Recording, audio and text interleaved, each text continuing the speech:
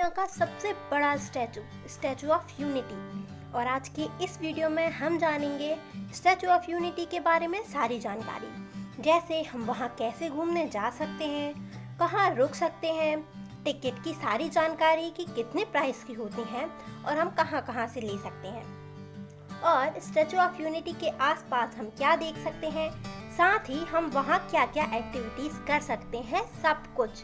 तो वीडियो पूरा जरूर देखिएगा, आपको बहुत पसंद आएगा। और चैनल को सब्सक्राइब करना बिल्कुल फ्री है, तो चैनल को सब्सक्राइब कर दीजिए। वीडियो से आपकी कुछ मदद हो सके तो इसे लाइक भी कर दीजिएगा, अपने दोस्तों के साथ भी जरूर शेयर कीजिएगा।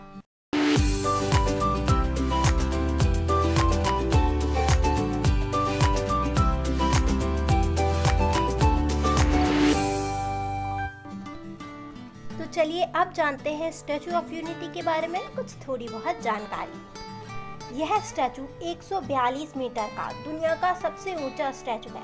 स्टैचू ऑफ यूनिटी मंडे को बंद रहता है और वीकेंड पर यहाँ बहुत भीड़ होती है। और स्टैचू परिसर के भीतर फूड कोर्ट भी है, क्योंकि यहाँ बाहर से हम खाना नहीं ले जा सकते हैं। स्टैचू के आसपास घूमने के लिए यहाँ कई सारी बसें लगातार चलती रहती हैं। तो चलिए अब जानते हैं कि हम स्टैचू ऑफ यूनिटी कैसे पहुंच सकते हैं। स्टैचू ऑफ यूनिटी के पास का शहर केवड़िया है, जहां पहले रेलवे स्टेशन नहीं था, पर अब यहां रेलवे स्टेशन है। तो स्टैचू ऑफ यूनिटी के टिकट काउंटर से सिर्फ 2 किलोमीटर ही दूर है। रेलवे स्टेशन पर अहमदाबाद, बड़ौदा, चेन्नई, मुंबई, वाराणसी, दिल्ली और रीवा से ट्रेन आती हैं। कुछ ट्रेन रोज आती हैं और कुछ ट्रेन हफ्ते में सिर्फ 1-2 दिन ही आती हैं। वैसे केवड़िया शहर के पास सबसे बड़ा रेलवे स्टेशन बड़ोदरा है और पास का एयरपोर्ट भी बड़ोदरा में ही है। आपको बड़ोदरा, अहमदाबाद और सूरत से केवड़िया स्टैचू ऑफ यूनिटी के लिए कई सारी बसें और टैक्सी आसानी से मिल जाएंगी। आप अपनी पर्सनल गाड़ी से आते हैं तो भी आपको टिकट काउंटर के पास ही गाड़ी की पार्किंग मिल जाएगी। इसके आगे आप अपनी गाड़ी नहीं ले जा सकते हैं। और टिकट काउंटर से टिकट लेने के बाद आपको यहाँ से बस अंदर ले जाती है, जो लगभग आपको 5 किलोमीटर तक अंदर छोड़ती है। इसका किराया भी टिकट के साथ ही जोड़ा जाता है, जो 30 रुपए होता है। और बस में हमें गाइड की सुविधा भी मिलती है, जो हमें हिंदी, गुजराती और अंग्रेजी में स्टैचू ऑफ यूनिटी और सरदार पटेल के बारे में जानकारी देता है। और अगर आप सी प्लेन से आना चाहते हैं तो अहमदाबाद के रिवर फ्रंट से मात्र 45 मिनट में यह आपको केवड़िया पहुंचा देता है। सी प्लेन की टिकट 1500 रुपए से शुरू होती है। नंबर 2 पर है कहाँ रुकें। स्टैचू ऑफ यूनिटी के आसपास प्राइवेट होटल भी बहुत सारी हैं, पर यहाँ स्टैचू ऑफ यूनिटी से लगभग 10 किलोमीटर के अंदर तक गवर्नमेंट होटल और टेंट सिटी है।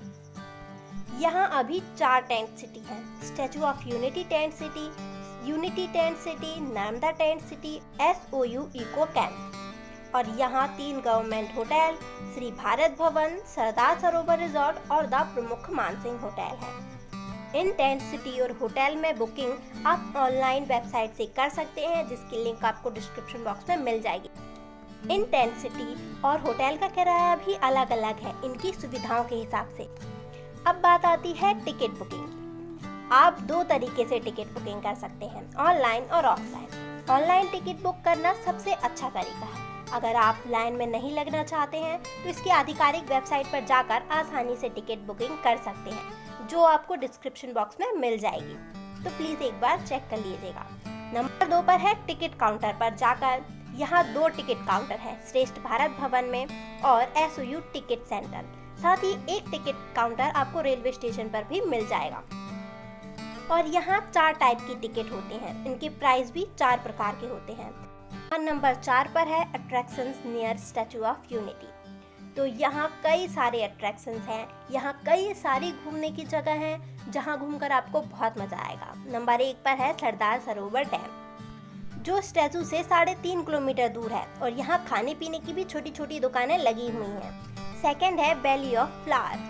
यह एक बहुत अच्छा थीम पार्क है, जो 600 एकड़ में फैला है। और यहाँ सेल्फी पॉइंट और तरह तरह के फोटो बूथ बने हुए हैं। यहाँ पर जानवरों की मूर्तियाँ भी बनी हुई हैं, और शाम के टाइम पे ये पार्क तो देखते ही बनता है। इस पार्क को पूरा लाइटिंग से सजाया जाता है और ये बेहद खूबसूरत लगता है, एकदम जादुई शहर जैसा। और नंबर 3 पर है the cactus and butterfly garden. और इस कैक्टस गार्डन में लगभग 500 से भी ज़्यादा प्रकार के कैक्टस देखे जा सकते हैं। और यहाँ बटरफ्लाई गार्डन भी है, जहाँ आप बहुत सारी बटरफ्लाई और सुंदर सुंदर फूल देख सकते हैं। और नंबर 4 पर है चिल्ड्रन न्यूट्रिशन पार्क, जो बच्चों के लिए बहुत अच्छी जगह है। 5वीं जगह है दीनो तलाई और 6वीं जगह है wall of unity. Wall of unity statue of unity के पास ही बनी हुई है, जो भारत के 1,69,000 गाँव की मिट्टी से बनाई गई। 7वीं जगह है सरदार पटेल म्यूजियम।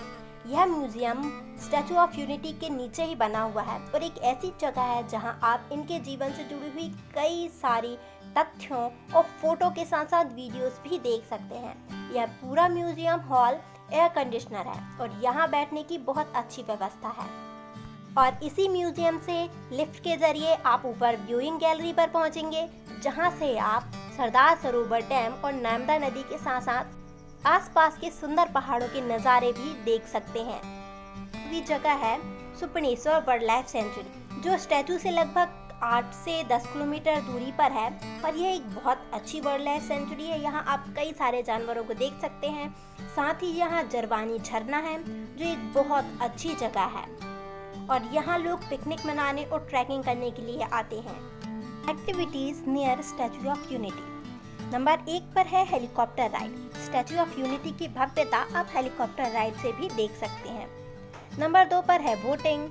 सरदार सरोवर डैम के पास नर्मदा नदी पर आप बोटिंग भी कर सकते हैं। नंबर 3 पर है जंगल सफारी। स्टैचू ऑफ यूनिटी के पास जंगल सफारी की पूरी व्यवस्था की गई है और लोग इसे बहुत पसंद भी करते हैं। नंबर 4 पर है रिवर राफ्टिंग। स्टैचू से लगभग 27 किलोमीटर की दूरी पर खलवानी नाम की जगह पर रिवर राफ्टिंग भी होती है। इसकी बुकिंग भी आप ऑनलाइन करवा सकते हैं।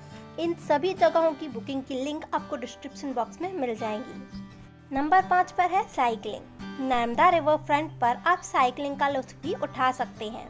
नंबर 6 पर है क्रूज की सवारी। अब यहाँ क्रूज की सुविधा भी है, जो सुपनेश्वर से स्टैचू ऑफ यूनिटी तक की फेरी लगभग 1 घंटे में कराती है और यहाँ रात में आदिवासी नृत्य के साथ साथ गीत संगीत के कार्यक्रम भी होते हैं।